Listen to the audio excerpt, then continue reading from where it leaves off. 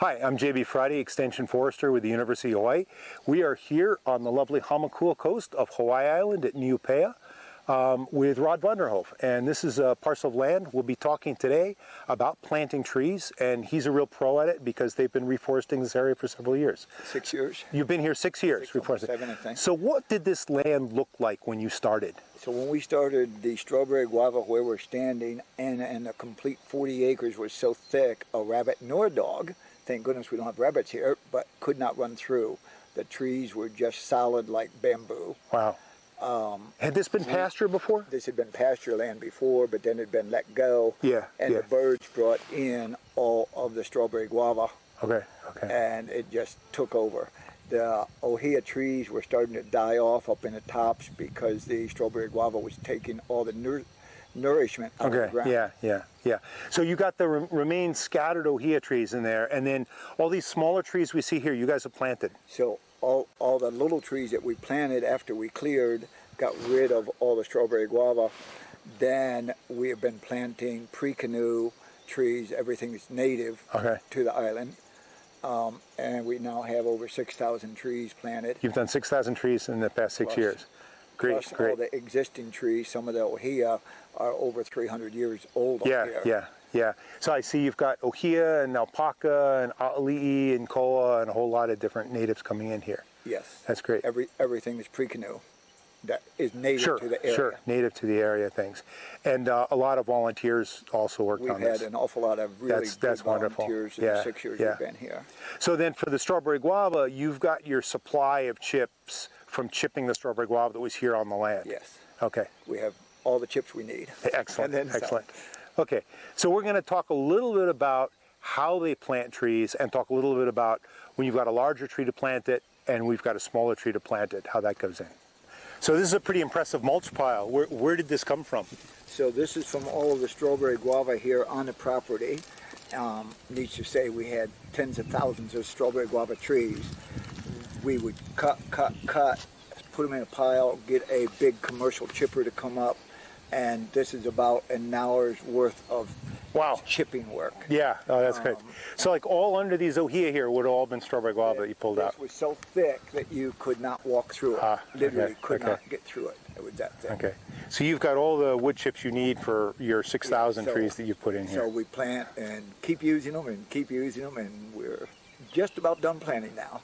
Right, not quite, but yeah, that's a nice resource to have.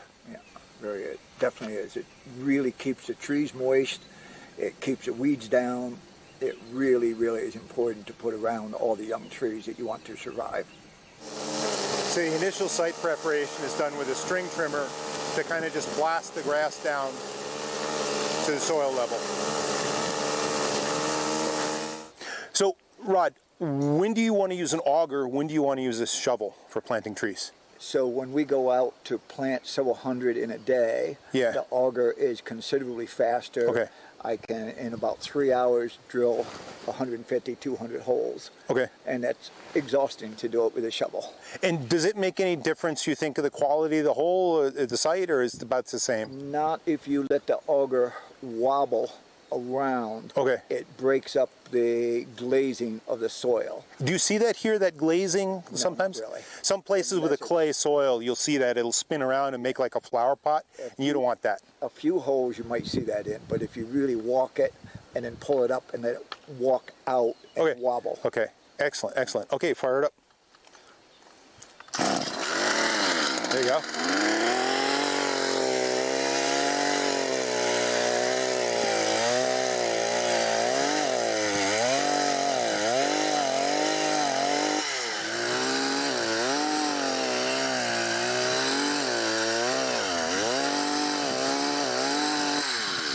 In the bucket here that you're using? So this is a Pro Mix, I lost the name of it, sorry. It's a Pro Mix with cinders, a small 3/8 minus cinder in it. And very wet. You can actually see the water coming out of it before we use it. And you're using that to amend a little bit of the planting hole when you plant? To amend the hole. Excellent. So we're putting a time release 13-11-11 fertilizer into each hole. with a little dolomite lime mixture added into it, about 50-50%. We don't want to overdo the fertilizer in the trees. We want them to really get used to the native soil that's here and grow well in that soil that exists. Okay, so for planting the tree, what's your procedure for actually getting the seedling in the ground? Okay, so the first step is you want to make sure that the hole that you dug is big enough. So Okay. You're going to take the pot, just kind of stick it in there, and make sure that the top of the soil in your pot is level with the surface of your planting. Okay, okay. Okay? And then, before we go and put the plant in there, we're going to take some of our medium, which is nice and moist, and we're going to kind of put it in there, mix it up. We're going to take a little bit of our fertilizer. So can you show us how much that just, okay, that's just a few grams of it, really. It's just a few grams, yeah. We just want a little bit sprinkled in there, and then we're just going to mix that up. This is kind of like a nice little bed for the roots to lay on. So that's maybe just Nice like and one shot glass worth of fertilizer. Yes. I worked on one project where they literally had a shot Like a little glass. shot And yeah, glass, each yeah. one went in. Mhm. Yep, yep. So then we're going to want to take the pot and just kind of give it some squeeze. And so when you're talking about how deep it goes, you don't want it to go sticking out, because if it sticks out, that actually will suck the moisture out and evaporate, and the seedling might die that way. And if it gets buried, if you bury the trunk, it tends to get a rot. So you keep Yeah. it exactly You at want to keep it right there level with the top. the same way it grew in the nursery. Exactly. Yeah, you have to understand that the trunk is different than the roots. So the trunk wants to be above Right. the soil, and the roots below. Right. Yeah, there It's you already go. There you go. established itself that Yeah, way. yeah, yeah. So, Give it a little bit of squeeze to get it loose. yep. See, these are really nice seedlings too with these pots. So when you look at this, you see how the roots are going down. They don't spiral around because the pots have ribs in them, and it's long. The trees want the roots to go down. So you want those roots to go down. So this kind of pot makes a really nice seedling. Yeah. And this seedling's about the right size. You see how much root is on it and how much top. It's a nice balance. You don't want a really tall thing with not enough roots to support it, but you want enough roots that it holds together like this. It doesn't all come apart. doesn't So all- right, this is about the right size to time to plant for the seedling. Yes. So you're just going to kind of give it a few little, just loosen it up a little bit in there. Since it's been stuck in that pot. And then you just kind of put it in there. And then we're going to take our medium, Okay. and we're going to start kind of putting it along the sides, tucking the plant to bed. Little tree. And you just kind of want to get your fingers in there. You want to make sure there's no air pockets. And I want to point out, this is pretty good soil in this site Yeah. too. So this is a forest site. So you're putting a forestry tree back in forest soil. You're not like in some place where it's an old pineapple field or something that's really in bad soil. Right. Yeah. And I'll start to, once I get towards the top, I'll start intermixing this soil with the medium.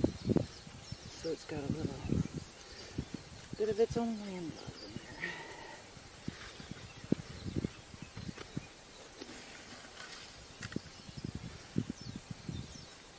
And then this, we get a little bit of topper of that soil. It's nice, it's moist. There, and we take the remaining of our little fertilizer. So you got about another ½ ounce on that. Yep, just a little top across the top. Sticking our red flag so that we have it marked. So I imagine that helps also if there's a mower coming around. They're going to see where it is. The grass grows, and sometimes Yeah, they get a for little sure, taller for than sure. the trees. So it's a good way to be able to know where those trees are at sometimes. Do you do about the same, now you're planting natives here, do you do about the same amount of fertilizer for every tree, or do you do like less in Ohia and more in a Koa and a Mamaki or something like that? It goes more off of size. So something this big, it's going to get about the same. Okay. If it's a smaller size tree, then it's going to get a little Get a little bit less than that. Okay. Yeah. Okay, that makes Yeah. sense. It's more of a ratio on size than it is to species. Okay. So for a more forestry style planting, where you're going to plant a few hundred seedlings in a day, usually we use something called a dibble, which is in Hawaiian olobar. This is one specifically made for forestry, so it's got a nice foothold on it. And the spike is exactly the same as your tube. So for planting, you just can drive it in the ground, and you make a hole exactly the same size as your dibble. seedling, and then often we'll put a second hole next to it to put in the fertilizer. Doesn't have to be that deep, but you do want to get the fertilizer on the ground. So the dibble makes a hole just the size of a dibble tube. So these little round conical things that forestry seedlings come in are dibble tubes. And the tubes are nice because you can see it makes a nice root plug. This is a nice seedling with a nice balance of the balance to the top to the roots, and the roots go straight down. They don't spiral like they would do in a pot. And with the dibble tube, it slips right in there. And that's why the planting is quick with these. This also stops you from making a hole too deep. You don't want an air pocket below the seedling, because that won't grow well if it does that. So you don't want to make a hole too deep. You don't want the seedling sticking out like this, because if it does, it'll dry out. These fine roots in the top will dry it out. You want the seedling back at the same height. And then usually we make a second hole, and we can put a little fertilizer in the second hole next to it. It's nice to bury the fertilizer for it next to it. And then you just firm it up. You firm it up with your foot. I like to put the dibble in behind, give it a little squish, firm it in, and then give it a little tug. And you can feel if it's nice and tight in there, it doesn't come out. So on this side, if I understand, you're not using any herbicides. Correct. So you're using your cardboard mulch and your wood chips to keep down the weeds around the seedlings. Yes. And okay, so explain to me what your procedure is in doing this. Well, I just rip a square into it and try and even it up, try and double it so there's more thickness around it, and then you get another piece and we'll rip it, another square.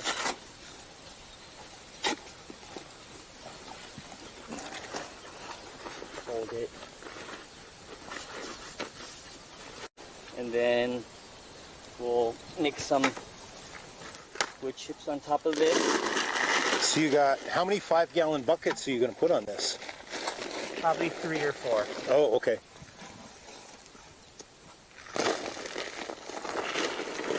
Just to cover all the cardboard nicely. So you got a real thick layer of chips going in on this.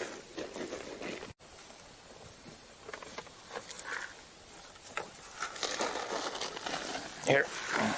And then just kind of around the edges, keeping it up. Just so the next time we weed eat, we're not just weed eating all the cardboard. So how long before the weeds kind of recolonize this? About 6 months. You got about 6 months of this. Yeah. Excellent. And so you've got like a hand depth of chips there. That's not just a little layer of them. That's deep on that. Excellent. So in about 2 months from now, this grass will be encroaching and we'll come and hand weed it. Oh, just pull it off then? Pull it off. Okay. Okay. But not with a string trimmer. No. String trimmers and your seedlings scare me. So here's one of your seedlings that's been in the ground for a while. How long ago did you plant this? This has been in here for about 6 to 8 months, I believe. I don't remember the date, but 7 months. So I can still see the chips. I can see some of the fungal mycelia rotting them down. Yeah. So you're still getting good. It's still feeding the tree. Yeah. And it's going to feed. It's still covering and keeping most of the grass off. It makes it very easy now to come through and just pull this grass off so that it's not taking the nourishment. Okay. Okay. And so have you hand weeded this guy before? This has been hand weeded about 3 months. Okay, at about 3 months. It needs it again now. Great, great.